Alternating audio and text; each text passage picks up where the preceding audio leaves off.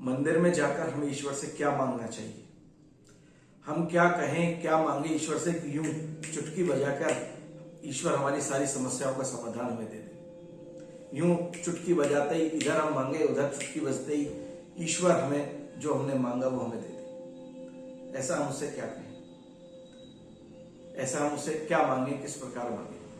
नमस्कार, मैं आचार्य संदीप पुलस्त आज आपको इसी विषय पर चर्चा करने के लिए उपस्थित हूं। देखिए, मंदिर जाकर लोग जो है ईश्वर से यही कहते हैं कि हे ईश्वर, मेरे रोग हर ले, मेरे दुख हर ले, मुझे गाड़ी दे दे, छोटी है अभी बड़ी दे दे, या मेरे पास अभी बाइक है गाड़ी दे दे, बस छोटी गाड़ी है तो बड़ी दे दे, छोटा घर है बड़ा घर दे दे, अभी घर नहीं बना है तो घर दे दे, मेरी सारी समस्याओं का समाधान हो जाएगा। मेरे बच्चे को मुझे बच्चे दे दे, या मेरे बच्चों को ये बना दे वो बना दे, या मुझे करोड़पति बना दे, करोड़पति हूं तो अरबपति बना दे, भिखारी हूं तो लखपति बना दे।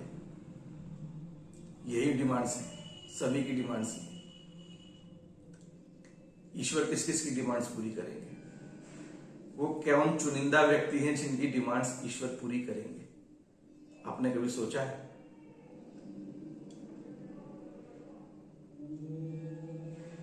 आपने अपने माता पिता से बहुत डिमांड्स की होंगी जीवन में, जब आप छोटे थे या बड़े थे, लड़कपन में थे। क्या उन्होंने आपकी सारी डिमांड्स पूरी कर दी? चाहे जायज हो या नाजायज हो, क्या उन्होंने सभी पूरी की आपकी डिमांड्स?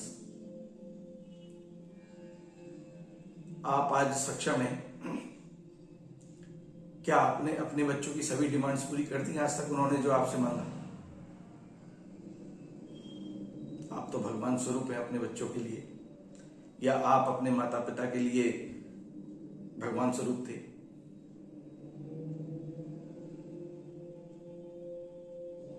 या आपके माता पिता आपके लिए भगवान स्वरूप थे?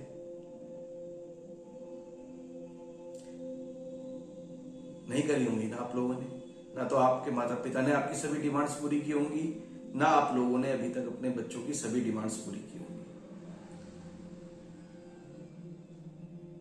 तो ईश्वर से क्यों एक्सपेक्ट करते हैं कि वो आपकी सारी डिमांड्स पूरी करे?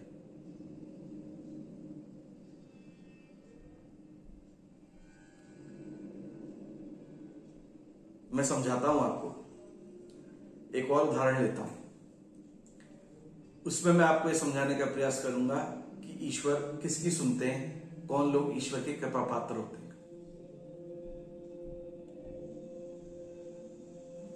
थोड़ी देर के लिए अपने आप को ईश्वर समझ लीजिए और समझ लीजिए कि आप एक परिसर में बैठे हुए हैं, मंदिर में, और आपके चारों, आप बीच में बैठे हुए हैं और आपके चारों तरफ बहुत सारे लोग हैं। वह सभी लोग आपसे तरह तरह की डिमांड्स कर रहे हैं। कोई कह रहा है कि मेरे कष्टों को हर लीजिए, कोई कहता है मेरी बीमारी ले लीजिए, मेरी बीमारी दूर कर दीजिए, कोई कहता है गाड़ी दिला दीजिए, कोई कहता है संतान दे दीजिए, कोई कहता है मेरा भविष्य उज्जवल कर दीजिए, मुझे इंजीनियर बना दीजिए, मुझे डॉक्टर बना दीजिए, मेरा प्रमोशन करा दीजिए, मेरा ट्रांसफर करा दीजिए। इस तरह की डिमांड्स आप और हम सब लोग करते हैं। एक साथ 100 लोग या मान लीजिए 1000 लोग आपसे इस तरह की डिमांड्स कर रहे हैं, तो क्या आपको उनकी डिमांड्स सुनाई देंगी? क्या आप सबकी डिमांड्स पूरी करेंगे? किस किस की करेंगे?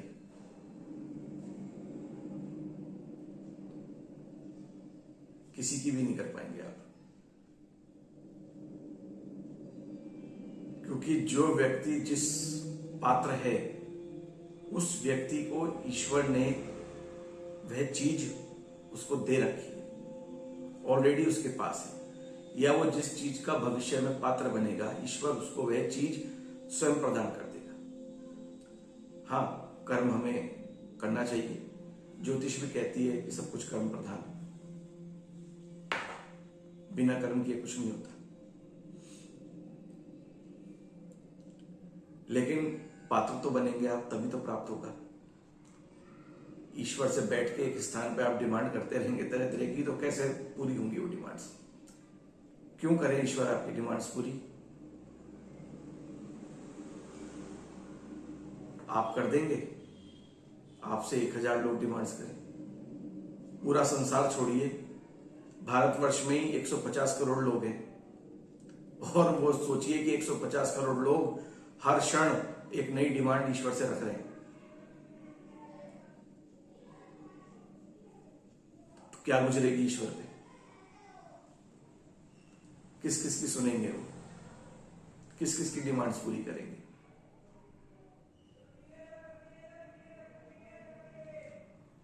अभी मैं दोबारा आपको वापस लेके चलता हूं।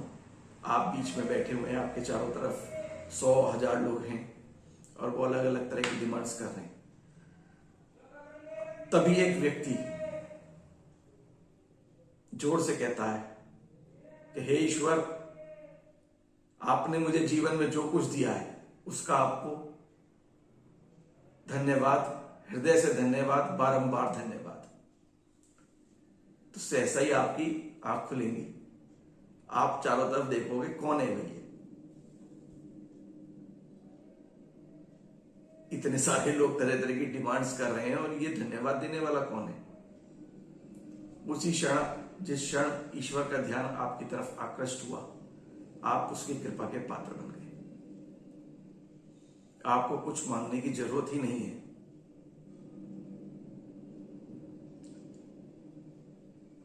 दैनिक जीवन में ईश्वर की कृपा का पात्र बनने के लिए आपको केवल एक काम करना है। मंदिर जाएं, समय है बिल्कुल जाएं, प्रतिदिन जाएं, वहां समय देकर आए, 15 मिनट 20 मिनट कम से कम देकर आए, बैठकर आए। किंतु समय बिल्कुल नहीं है आपके पास, तो मंदिर जाकर या बिना मंदिर जाए भी अपने अंदर एक हैबिट डाल लें। अपने बच्चों को भी यही सिखाएं, अपने छोटों को भी सिखाएं, अपने बड़ों को भी यही सिखाएं कि ईश्वर से कुछ मांगने के बदले ईश्वर ने आपको जो कुछ दिया है इस जीवन में, उसके लिए धन्यवाद करें। बार बार धन्यवाद करें, जब जब याद आए तब तब धन्यवाद करें। कुछ अच्छा हो तो धन्यवाद करें, कुछ बुरा हो तो धन्यवाद करें। अब बुरे में धन्यवाद कैसे? अच्छे में तो धन्यवाद दे दिया। एक्सीडेंट हो गया, ईश्वर को धन्यवाद कैसे दे? आप देखिए, मैं आपको एक उदाहरण देता हूं छोटा सा। एक्सीडेंट हुआ, उस एक्सीडेंट में मान लीजिए आपके एक हाथ की हड्डी टूट गई।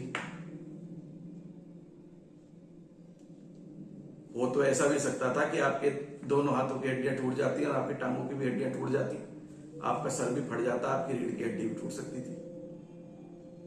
लेकिन एक हाथ की हड्डी टूटी, तो ईश्वर को इसके लिए धन्यवाद कीजिए कि हे ईश्वर, इतने कम से गुजरी है, इसके लिए आपका धन्यवाद। अभी परसों की बात है, मैं एक मेडिकल स्टोर पे दवाई ले रहा था। तो मेडिकल स्टोर में दवाई सप्लाई करने के लिए एक लड़का साइकिल पे आया। व्यक्ति था, लड़का भी नहीं, अच्छा खासा, लगभग 45-50 साल की आयु के बीच का एक व्यक्ति था। उस दवाई सप्लाई करके मेरे सामने ही निकल गया साइकिल पे, और जैसे ही निकला उधर से एक मोटरसाइकिल वाला आ रहा था, उसने उसको टक्कर मारी। साइकिल का जो अगला टायर है उसका रिम मुड़ गया, साइकिल का टायर फट गया, बहुत जोर से आवाज आई, व्यक्ति गिर गया। वह व्यक्ति थोड़ी देर बाद वापस लौट के दुकान पे आया मेडिकल स्टोर पे, वहां अपनी साइकिल खड़ी करी और उसको गाली देने लगा मोटरसाइकिल वाले को। जब उसने गाली दे दी तो मैंने उससे कहा, उनका भाई ईश्वर को धन्यवाद तो दे दो। वो बोला किस लिए? मेरा एक्सीडेंट हो गया, आप कह रहे हो धन्यवाद दे दो। मैंने कहा भाई ईश्वर को धन्यवाद दो, ये जो रिम मुड़ा है इसकी जगह आपके हाथ की हड्डी भी तो मुड़ सकती थी, आपके टांगों की हड्डी भी तो मुड़ सकती थी। आप गिरे, आपकी कहीं रीढ़ की हड्डी में चोट लग सकती थी, आपका सर फट सकता था। आप देखो, आपके हल्की सी खरोंच चाहिए हाथ पे, आपकी साइकिल पे उतर गई, इसके लिए धन्यवाद। हाथ जोड़ के, पता नहीं क्या हुआ, तुरंत उसने ईश्वर को धन्यवाद दिया, बोला हाँ आप ठीक कह रहे हो। आप कौन हो ये बताओ। मैंने कहा मैं जो हूं वो हूं, लेकिन पहले आप ईश्वर को धन्यवाद दो। उसने ईश्वर को धन्यवाद दिया, उसके साथ मैंने ईश्वर को धन्यवाद दिया कि प्रभु आपने इस पर कृपा करी, जो साइकिल पे बीती है सही सलामत है। आप यकीन नहीं मानेंगे, जो वो व्यक्ति इतना दुखी हो रहा था, तुरंत उसका मन शांत हो गया।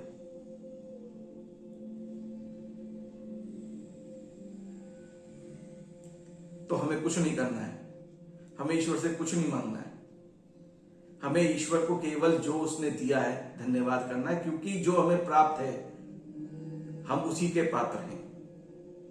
जिस चीज के हम पात्र नहीं है वो हमें प्राप्त नहीं है।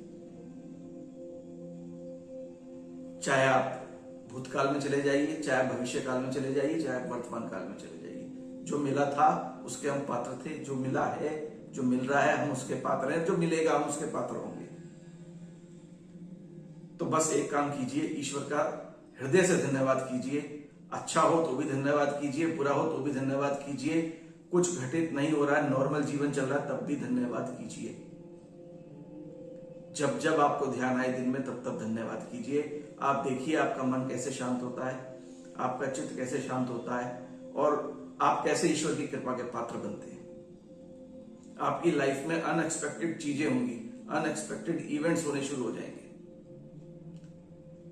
मैंने ये स्वयं में अनुभव किया है, इसीलिए मैं आज आपके सामने इसको व्यक्त कर रहा हूं। आशा है मैं आपको समझाने में सफल रहा हूं और आप लोग इसका अनुसरण करेंगे। फिर एक नए विषय के साथ मैं आपके सामने प्रस्तुत होऊंगा। तब तक के लिए नमस्कार, धन्यवाद।